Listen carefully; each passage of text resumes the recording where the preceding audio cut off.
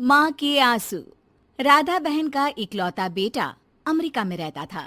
एक दिन राधा बहन का किराएदार कहता है, अरे माँ जी अकेली बैठी रहती हैं, बेटे के पास क्यों नहीं चली जाती? अरे कैसे चली जाऊं, नई नई शादी हुई है, अभी तो थोड़ा बहू के साथ समय बिताएगा, तभी तो दोनों के बीच समझ बढ़ेगी ना।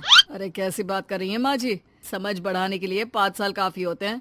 5 साल की शादी को कोई नई शादी नहीं कहता। हाँ वो तो है, आया था पिछले साल उसका फोन, पूछ रहा था कैसी हो, पर अब तो काफी साल हो गए, कोई फोन भी नहीं आता। तभी फोन की बेल बजती है। लो 100 साल की उम्र है, आ गया मेरे मयंक का फोन। अच्छा कैसे पता कि ये फोन उसी का है? अरे कैसे पता नहीं चलेगा, माँ हूँ मैं। अरे रहने दो माँ जी, 1 साल से जिसका फोन नहीं आएगा वो अब क्या करेगा? होता भी वही है, फोन पर मयंक है। कैसी हो माँ? अरे बेटा तेरी आवाज सुन ली, अब तो मौत भी क्यों ना आ जाए, बहुत याद आती है बेटा।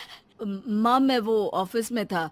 अच्छा माँ, वो रीना बोल रही थी कि तुम अकेली रहती हो इंडिया में, वो ठीक नहीं है। अब बुजुर्ग भी तो हो रही हो, अकेले पकाना खिलाना, वो चाह रही है कि अब तुम यहीं आ जाओ, हम लोग साथ रहते हैं ना। राधा बहन की आंख से पानी गिरने लगता है, वो कुछ नहीं बोल पाती। माँ हेलो, सुन रही हो ना माँ? हाँ बेटा तेरे साथ रहूंगी, सुबह शाम तुझे देखूंगी, और क्या जीवन में है तेरे पापा के जाने के बाद। तभी बीच में बेटा माँ को रोक देता है। हाँ हाँ ठीक है माँ, तो मैं आता हूँ अगले हफ्ते तुम्हें लेने के लिए। राधा बहन को तो मानो बुढ़ापे में किसी ने पंख दे दिए हो, उड़ी जा रही थी पूरे मोहल्ले में।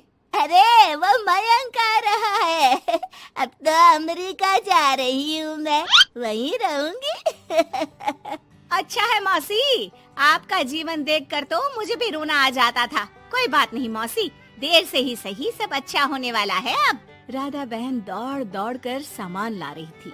अरे इतना सामान तो 2 साल में भी कभी नहीं खरीदा जो 2 दिन में लिए जा रही हो मौसी।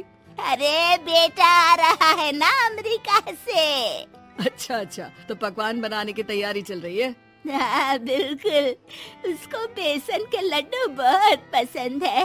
रात भर भूनना तलना ये सब प्रोग्राम चलता रहता है राधा बहन के घर में। और फिर वो दिन भी आ जाता है जब बेटा घर आता है। कौन? माँ मैं मयंक, ये घर का क्या हाल बना रखा है, न सफाई न धुलाई, कैसा लग रहा है ये घर? घर तो ऐसा ही था बेटा, हमेशा से, बस तू थोड़ा कमजोर लग रहा है। क्या हुआ बेटा? ये कमजोर नहीं फिट होता है माँ। वैसे और बता क्या हाल है तेरे? बेटे के मुंह से हाल पूछने का अंदाज भले ही फॉर्मेलिटी वाला हो, लेकिन राधा बहन की आंख फिर भर आती है। अरे यार, ये तुम्हारी हर बात पर रोने की आदत न जाने कब जाकर खत्म होगी। सही कहती है रीना तुम्हारे लिए। रीना बहू क्या कहती है मेरे लिए? यही कि बस यही एक आदत है तुम्हारी माँ की, इमोशनल ब्लैकमेल। अरे यार अब इसमें रोने की क्या बात है? ना ना कुछ नहीं, बहुत दिन बाद तो घर आया ना तो क्या रोएगी? हाँ क्यों?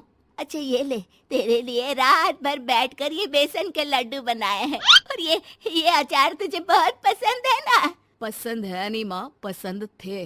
अब तो फिटनेस के लिए ये सारी फालतू चीजें मैं खाता भी नहीं हूँ। ये फालतू चीजें खाकर ही तो तू बड़ा हुआ है बेटा। अब रहने दे माँ, क्या क्या खिलाकर बड़ा क्या है, मुंह मत खुलवा। कौन देशी घी में शक्कर डालकर पराठे के साथ खाता है? वो तो तुझे पसंद थे ना बेटा, तभी तो बनाती थी, नहीं बनाती थी तो रोता था तू। अरे तो रोने देती ना माँ, अब सारी समस्या उसी खाने से है शरीर में। वो तो भला हो रीना का, जो हेल्दी डाइट देकर सब मेंटेन कर रही है। राधा बहन बेटे की आने की खुशी में इतनी दीवानी थी कि उसे बेटे के बात का अंदाज और लहजा समझ में नहीं आ रहा था। अच्छा रुक, पालक वाली दाल बना देती हूँ। रहने दे माँ, मैं होटल से ऑर्डर कर देता हूँ।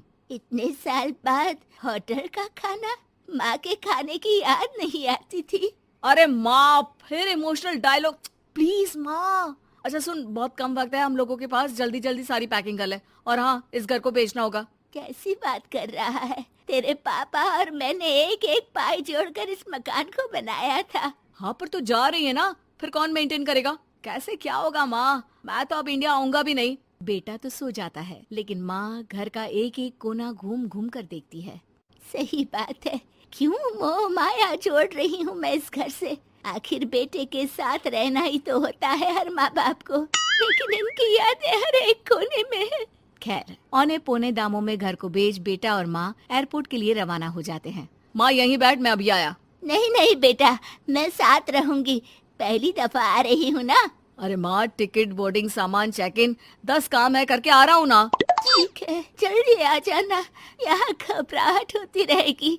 बेटा माँ को समझाकर चला जाता है। माँ बैठी रह जाती है लेकिन बेटा आता ही नहीं। एयरपोर्ट के लोग बताते हैं कि इस नाम का लड़का तो कब का अमेरिका की फ्लाइट लेकर उड़ चुका है। माँ किसी तरह अपने बीके हुए मकान में ही आ जाती है।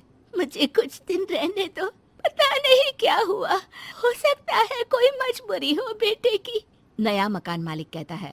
अरे माँ जी, कमरा तो मैं आपको दे दूँ, पर भाड़े का क्या? पति की पेंशन भी है भैया। ठीक है, आप आराम से रहिए, लेकिन एक बात बताइए, आप किसी रिश्तेदार के घर क्यों नहीं चली जाती? अरे कैसी बात कर रहे हैं आप, मेरा बेटा कभी भी आ सकता है। अगर मैं उसे यहाँ नहीं मिली तो